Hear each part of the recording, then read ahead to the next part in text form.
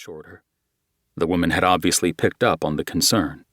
"She's in playgroup right now." "Good," Everly muttered, and she repeated it while she tried to steady herself. "This could turn out to be nothing, but someone might have left me."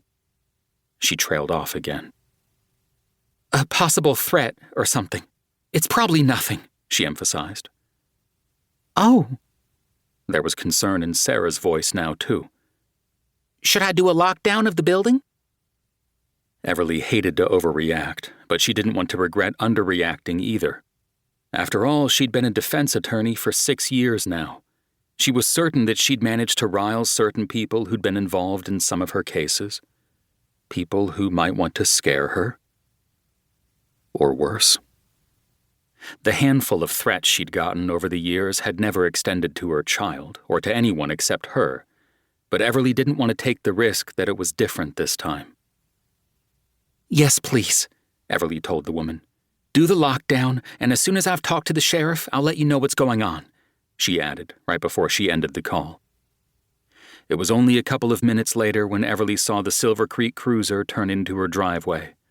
Still clutching her phone, she got out of her SUV just as Grayson exited the cruiser.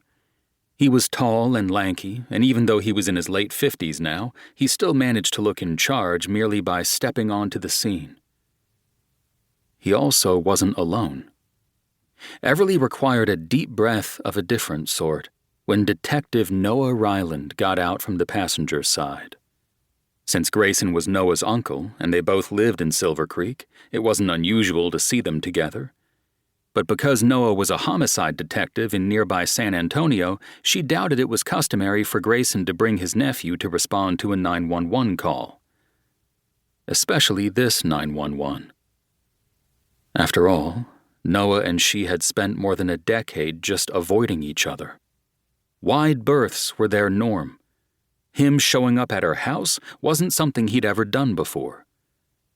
Like his uncle, Noah was a Ryland through and through. Black hair, sizzling gray eyes, and the handsome face that always sent a jolt of alarm and heat through her. She figured no man could actually be too good-looking, but Noah always seemed to put that theory to the test. Thankfully, today, it was easy for her to push aside his looks and the inevitable attraction he stirred inside her. A pull that she figured would always be there since he'd been her first lover, way back when they'd been 16. A lifetime ago. And he hadn't been her lover since. Not after what had happened that night. Nothing to do with the actual sex, no. It was the aftermath that had led to a horrible nightmare that still haunted her. Always would. And she doubted Noah had been able to put it to rest either. Since Noah had on well-worn jeans, a gray shirt, and Stetson, she guessed that he wasn't on his way to or from work. She'd caught glimpses of him in the homicide detective mode, and when he was on the job, he wore what would be called business casual. But even when he was in a suit jacket, Noah had always somehow managed to look just as much cowboy as cop. Clearing her throat and attempting to do the same with her head, Everly motioned toward the porch. "That wasn't there when I left to take Ainsley to daycare about 30 minutes ago. I dropped her off, stopped at the cafe to get a to-go cup of coffee, and then drove back here to pick up something I'd forgotten. That's when I saw it on the porch. I didn't touch it," she added, well aware it'd be something they'd want to know. Both Noah and Grayson looked at the white cardboard, blood-stained box that was the size of a container usually meant to store files.